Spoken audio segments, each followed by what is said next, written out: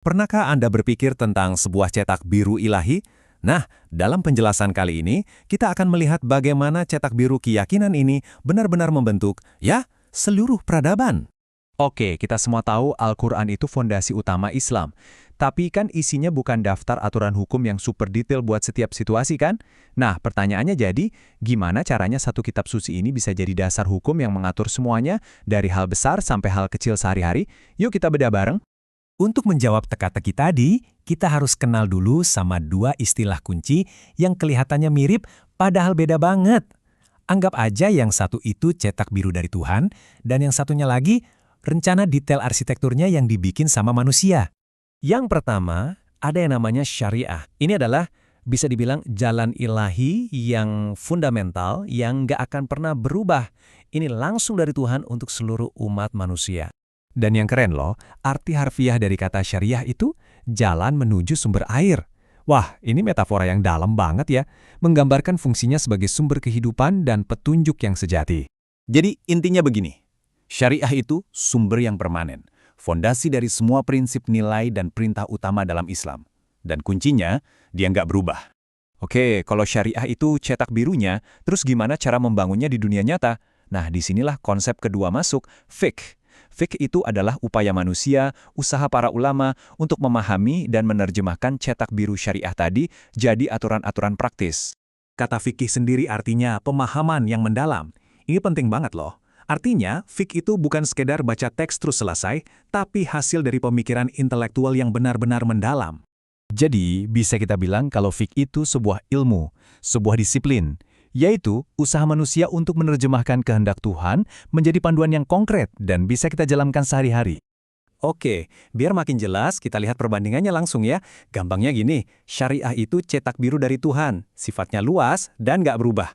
Nah, fiqh itu hasil pemahaman manusia, para ulama, yang sifatnya lebih detail, spesifik, dan bisa punya berbagai interpretasi. Makanya ada banyak mazhab kan, itu semua produk fiqh. Nah, ini jadi menarik nih. Kalau kita pakai analogi tadi, siapa dong arsitek pertama yang menafsirkan cetak biru ilahi ini? Ternyata para ulama udah lama banget mendiskusikan ini. Pertanyaannya, waktu Nabi Muhammad menjelaskan suatu hukum, apakah itu 100% wahyu langsung dari Tuhan? Atau, apakah beliau juga menggunakan penalaran beliau sendiri yang tentunya dibimbing oleh Tuhan? Dengan kata lain, apakah beliau itu seorang mujtahid pertama? Di sini ada dua pandangan utama. Pandangan pertama bilang, semuanya itu wahyu. Mereka merujuk ke ayat yang bilang, Nabi itu nggak bicara dari hawa nafsu.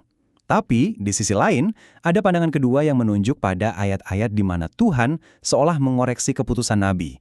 Nah, logika mereka, kalau semuanya wahyu, kan nggak mungkin ada yang perlu dikoreksi dong. Contoh paling terkenalnya itu soal tawanan perang. Ada ayat yang turun dan mengkritik keputusan yang diambil Nabi. Nah, ini jadi argumen kuat buat yang bilang kalau keputusan awal Nabi itu adalah hasil ijtihad, hasil penalaran beliau sendiri, bukan wahyu yang turun saat itu juga. Oke, biar lebih kebayang, yuk kita lihat gimana sih proses mengubah prinsip jadi praktik ini bekerja. Kita lihat contohnya. Contoh pertama, sholat. Di Al-Quran perintahnya jelas, dirikanlah sholat.